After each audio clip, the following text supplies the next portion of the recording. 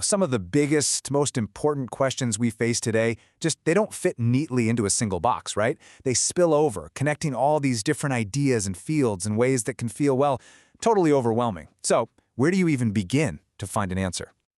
Okay, let's take a question like, what is social media really doing to our society?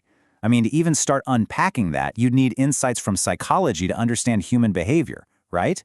Then you'd need tech folks to explain the platforms, economists for the business models, sociologists for the cultural impact. The list goes on. The point is, no single expert has the whole picture.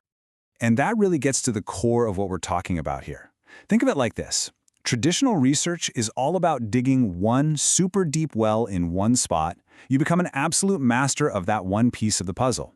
But interdisciplinary research? That's about building bridges between all those different wells to see the whole landscape. It's a completely different goal, and it needs a completely different approach. So the key isn't just grabbing more facts from different fields and mashing them together. Nope. You need a process, a structured way to connect them. And that's exactly why we're diving into this framework put together by the academic Rick Szostak. He basically took years and years of scholarly debate and distilled it all down into a practical 12-step roadmap for doing exactly this. So, here's how we're going to break it down. We'll start by getting clear on what we're even talking about. Then we'll walk through the three main phases of this roadmap: laying the groundwork, building the connections, and then finalizing your work. And at the end, we'll talk about why this whole thing is such a game changer. All right, so before we jump into the how-to, let's get really crystal clear on the what. What are we actually trying to do when we talk about being interdisciplinary?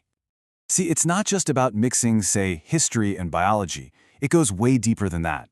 As Szostak defines it, it's about pulling together insights from different phenomena, different theories on how things work, and even different methods for studying them. The end goal is always the same, to create a single, more complete understanding that's way bigger than any one of its individual parts.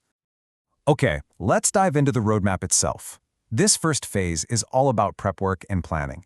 Seriously, this is where you set yourself up for success by casting a really wide net, right from the get-go.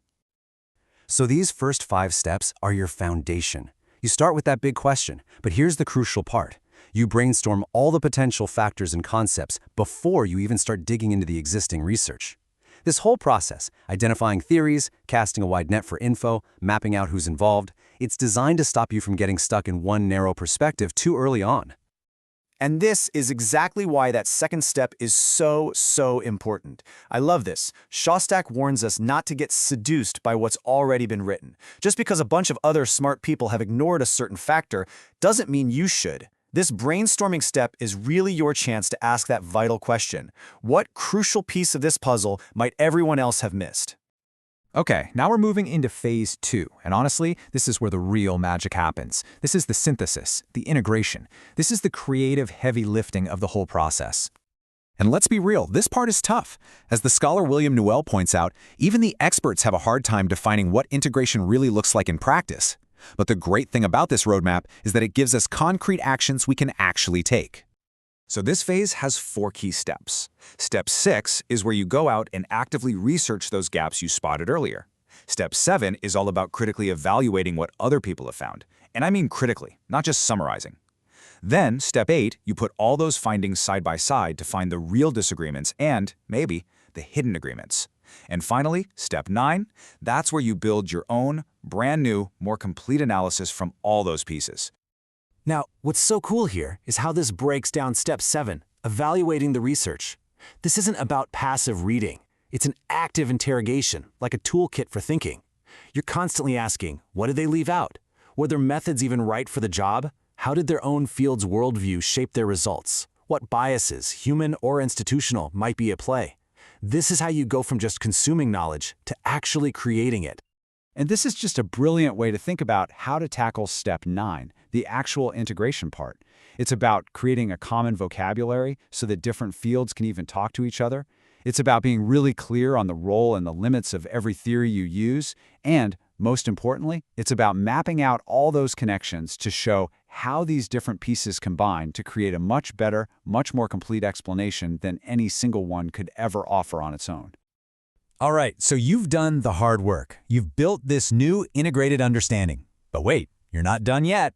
The final phase is all about pressure testing your work, refining it, and then sharing it with the world.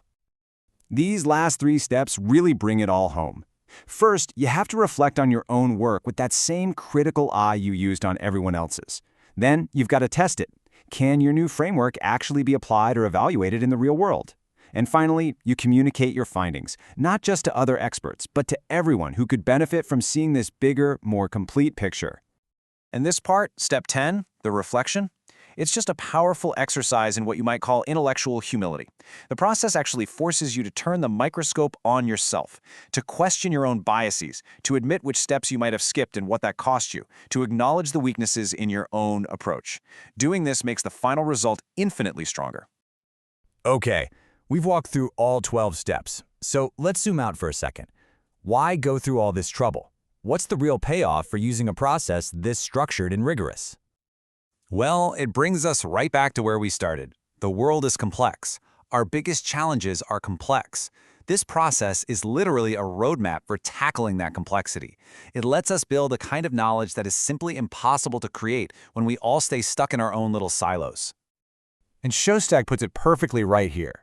The goal isn't to prove that a field like economics or psychology is wrong. Not at all.